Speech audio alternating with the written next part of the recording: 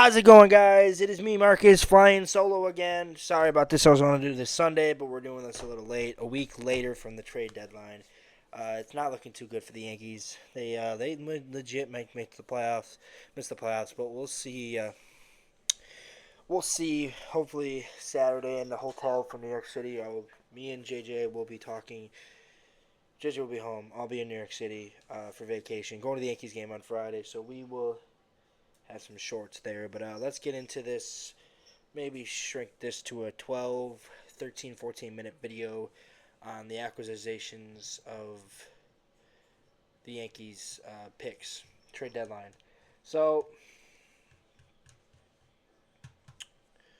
don't want this one because this is telling us to combine. Where is it at? Here we go. It's the Yankees overhaul pen with Bednar, Duvall, and Bird trades. So let's get into it. Yankees' first trade was with the Pirates on last Thursday. They got right-handed pitcher David Bednar for Rafael Flores, Yankees number 8 prospect, Eglin Perez, Yankees 14th, and Brian Sanchez, not even a prospect. Then the Yankees traded for Jake Bird, from Colorado, right-handed pitcher Jake Bird from Colorado, for a second baseman Rock Riggio, who's 10th best prospect for the Yankees, and then Ben Shields, their 28th prospect. Then the Yankees buzzer beater, you want to say, got Camilo Duvall, right-handed pitcher, for right-handed pitcher Tristan Verling, the Yankees 19th prospect, Jesus Rodriguez, the Yankees 25th, and Carlos Del Rosa, and third baseman Parks Harbor. So those are all the guys that the Yankees got, plus Ryan McMahon. They also got Jose Cabello from the Rays during the game that the Yankees were playing the Rays. So that was pretty weird that happened. He ended up leaving the game and going to the Yankees clubhouse, which is weird. Never seen that happen before. But let's get into each divisional pick or trade, starting with David Bednar. He's been pitching really well. Yeah, Miami game he did not pitch well, but the last night he pitched extremely well against Texas. He looked very good. So the bright side of this all is the Yankees did not give up much for these players. They still are able to hold on to their top 3 prospects in Ben Hayes, Spencer Jones, and George Lombard Jr. So, what do I think of this pick? Yes, we got rid of probably one of our better catching prospects in Rafael Torres, but all in all, this helps bolster the bullpen, which hopefully the Yankees can get out of their ass and finally figure out what the fuck they're doing to start winning games. If not, they're going to miss the playoffs, and this is going to be all for nothing. But the big bright side is this. This feels like moves not for this, just for the season, for also next year as well. Because a lot of these guys are still under contract until at least 2027, the most. I think Bednar is under contract for at least 2 more years. Duvall is under contract for 2 more years. Bird is under contract for 2 more years. So then the other acquisitions happened early on in the trade deadline. I think a week before they got Ryan McMahon. They got their third baseman. And McMahon's been very good for them down the stretch, which is great. He has solved that third baseman line. He's been playing well for them. That's probably their best acquisition right now. Duvall pitched really well, like I said yesterday. Bednar pitched really well. Bird pitched well. He did give up that walk-off home run, but that was because Boone decided to have him pitch against Josh Young, and that backfired. Devin Williams is still a problem. I think it's time to take Devin Williams off of the closing job, which me and JJ will get into it a little bit on Saturday. So we'll get into that on Saturday, but now we're just going to talk about the acquisitions. The next acquisition, overall, I would give this an A+ acquisition because the Yankees barely gave up anyone. They gave up a lot of prospects, but they barely gave up anyone that's really outside of Flores that's really a ranked prospect. The next pick was Jake Bird. This felt like a move the Yankees were just doing to add more more bodies into the bullpen. So we have that we gave up. Like I said, we gave up maybe a couple prospects. Riggio was probably the big one. Um, was it Riggio? Yeah, Rock Riggio was probably the big one. Uh, he has potential to be a starter, second baseman, an excellent second baseman in the future. Uh, this trade is not really much I'm looking towards. It's just an okay trade. It's just a trade to add bodies into it. So the same goes for the Rosario and the Slater moves. Those are just moves to add bodies onto the bench. Hopefully give Volpe a day off because Volpe needs a day off. The guy needs a day off. So we get into the next move at the end of the trade deadline was Kamal Duvall. The last move they made. Duvall, excellent move. He has potential to be one of the Yankees closers. The Yankees have potential to have 4 closers on their roster and have if they have a lead late, if they can get this sorted out, 6th through 9th could be tough to beat the Yankees. Once they get to that 6th inning and they're up a couple runs, it might be over. If the Yankees can get that sorted out, there's a chance. But that's a big if. That is a big if. So that was the trade deadline. I do want to review a little bit of,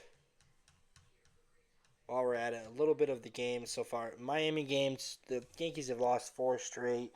Miami game was a big circle around it because people are going to look at this as the new acquisitions. All 4 acquisitions led to the loss. I'm not going to blame this on the guys.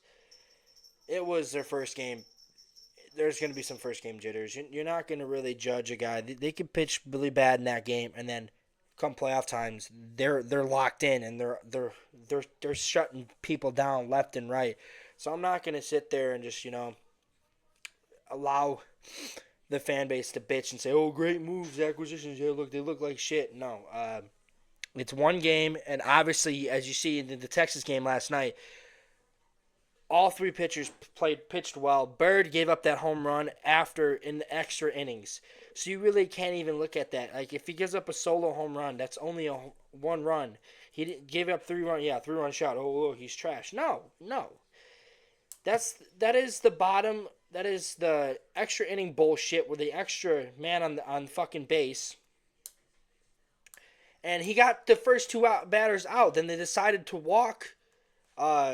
I think, what is it, Brankford? They decided to walk Brankford and then pitch to Young, and I knew right there and then that was going to cost them.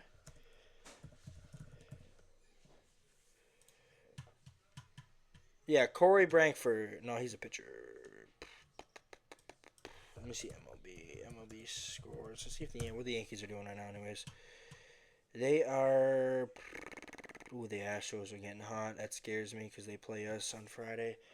Yankees are currently tied. 0-0.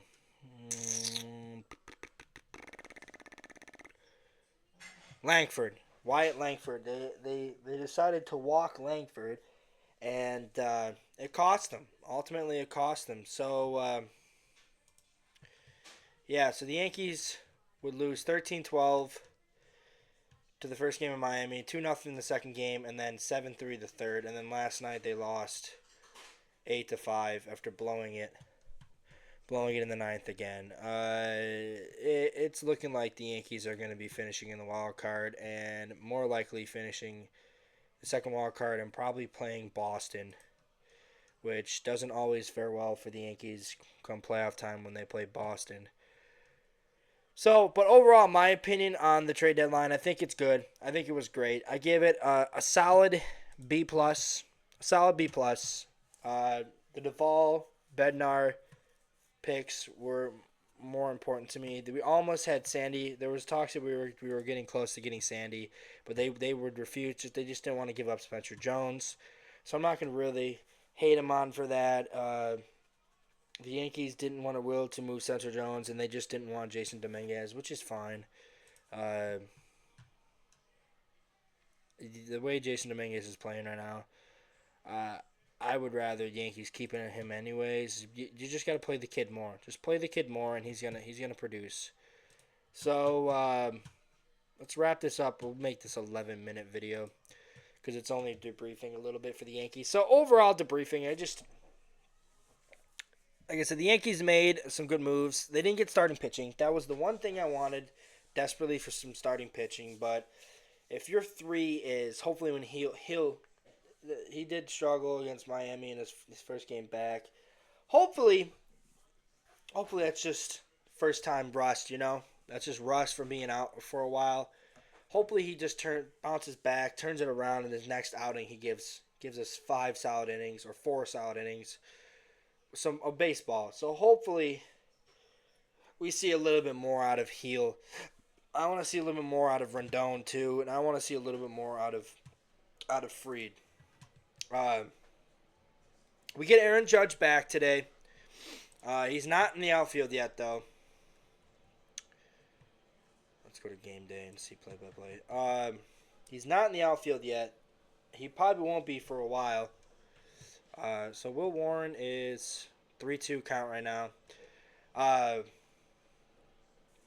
He's not yet ready yet. I don't think he might not be ready until probably mid-September, so he might be DHing.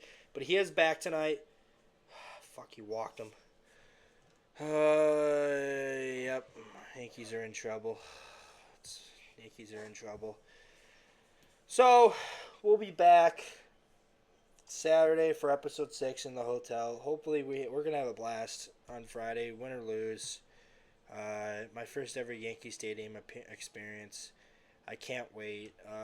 Last year was really fun when they came to the Nats Park. It was really fun getting to see them play in person for the first time ever.